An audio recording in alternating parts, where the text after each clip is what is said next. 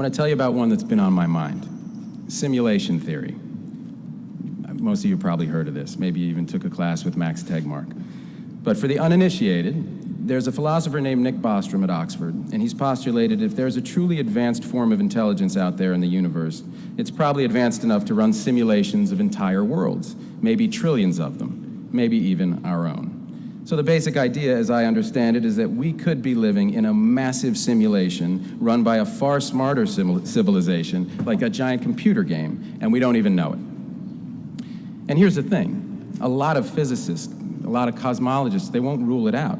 I just watched a discussion online a few weeks back. It was moderated by Neil deGrasse Tyson of the Hayden Planetarium, and by and large, the panel couldn't and wouldn't give a definitive answer.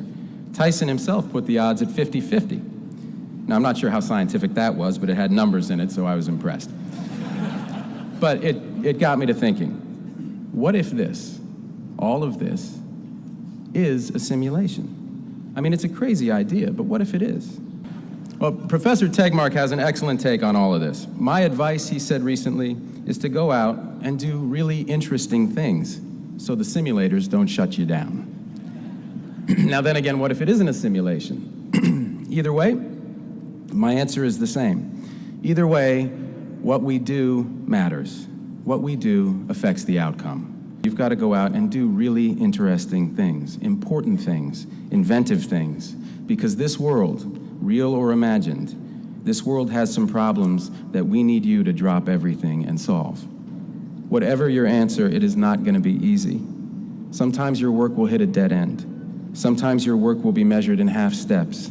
You don't have all the answers, and you shouldn't, and that's fine. You're going to fail sometimes, and that's a good thing.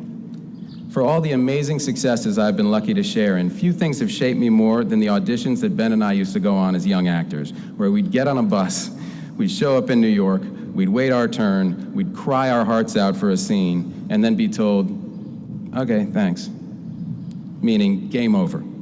We used to call it being okay, thanks. And those experiences became our armor. The great philosopher Benjamin Affleck once said, "Judge me by how good my good ideas are, not how bad my bad ideas are." You've got to suit up in your armor. You've got to get ready to sound like a total fool. Not having an answer isn't embarrassing. It's an opportunity. Don't be afraid to ask questions.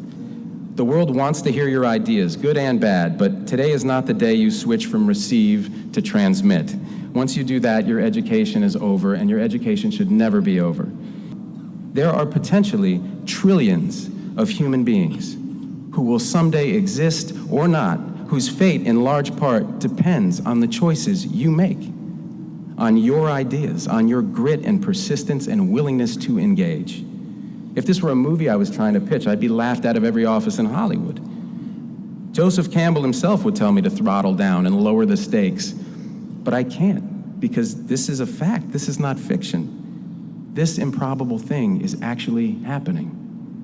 There is more at stake today than in any story ever told. And how lucky you are that you're here and you're you. And how lucky we are that you're here and you're you. And it is all down to you.